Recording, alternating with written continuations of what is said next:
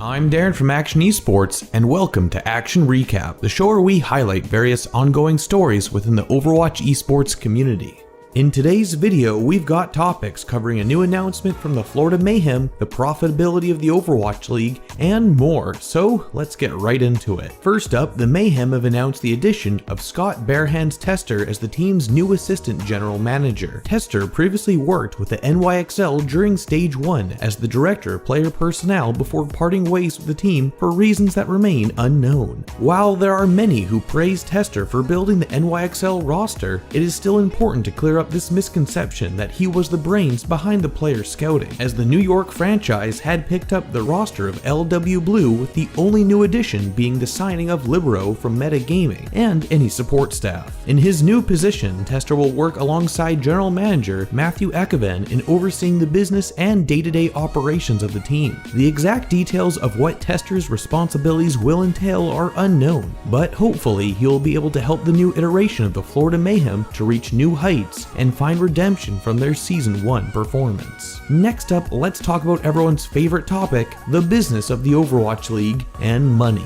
In esport titles like CSGO and Dota 2, there is a greater degree of uncertainty that comes with investing into an organization, as a team's success is to a degree dictated by the amount of titles that are won, but more importantly is the number of prestigious tournaments a team can qualify for, which in turn drives more eyes on a brand and associated sponsors. Profit margins are extremely variable throughout the year and difficult to map out due to the volatile nature of these non-franchise titles. Even in League of Legends, team owners have been growing frustrated with poor monetization avenues provided by Riot Games for the NALCS, despite putting millions into their franchises this year. Up until the major MasterCard deal, the LCS broadcast was only sponsored by the State Farm Insurance Company and Jersey Mike subs. In comparison, the Overwatch League in its first year has a plethora of notable sponsors ranging from Toyota to T-Mobile. Despite the critics from other esport titles who reeled at the mention of a $20 million buy-in fee, Overwatch League Commissioner Nate Nanzer recently acknowledged that the Overwatch League has already been operating in the black and making money. This is quite the achievement given how the Overwatch League has only just completed its first season. Although teams were made the promise of revenue sharing by Season 3, which to many fans was outrageous, Nanzer tells VentureBeat in an interview that they are dedicated to making teams profitable for their owners as soon as possible. Quote, "Our goal was always to have a very narrow investment period and work to get teams to profitability as quickly as possible. We're making great progress on that front.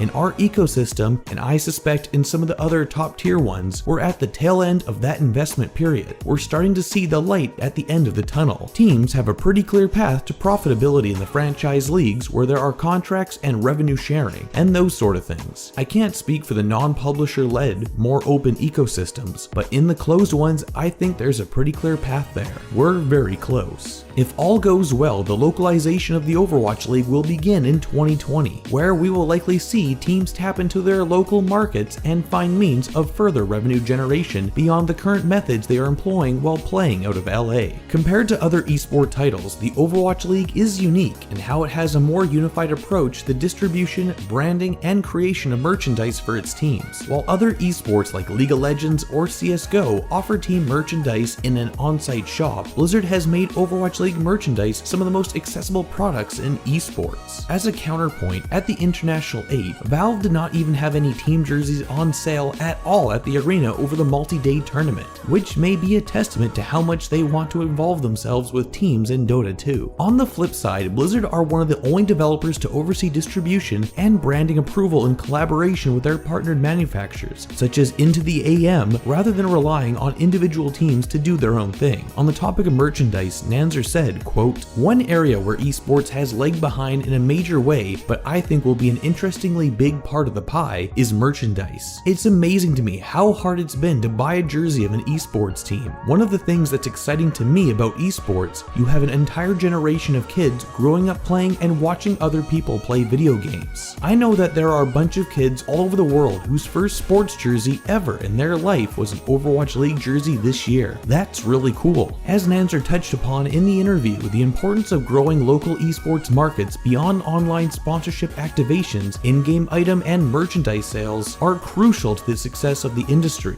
Transcending the online space to generate long-term access to a new consumer based on targeted geographic locations enables brands to reach regional markets similar to traditional sports. This is a market that has been largely ignored so far in the esports industry. To quote Nanzer once again, fans want to go to live events. They want to go meet other people who have the same passion they do. There's something special about that. The local thing, yes, is going to be good for teams in that it opens up additional sponsorship opportunities and revenue opportunities, but it's really good for fans. Right now, if you don't live in Los Angeles, Seoul, or Shanghai, what events can you go to on any regular basis? It's important to give fans that touch point around the world. Teams are already taking the initiative to build their presence in their respective hometown cities by hosting various local sponsored tournaments, fan meetups, and even support the collegiate tier of Overwatch, as seen with the upcoming inclusion of 4 schools as part of the California Cup event held by the San Francisco Shock and LA Valiant. If the Overwatch League is able to keep on attracting new sponsorship partners, both long-term and short, like that of the Spotify deal for the finals, teams can look forward to a healthy revenue sharing system with Blizzard come 2020. But now I'd like to turn things to you guys. Overwatch and its esports scene is still comparatively young to its contemporaries, so you think Blizzard's approach to ensuring team profitability will be successful, or are there any other approaches that they should consider that other esport titles have made use of? As always, let us know your thoughts in the comment section below.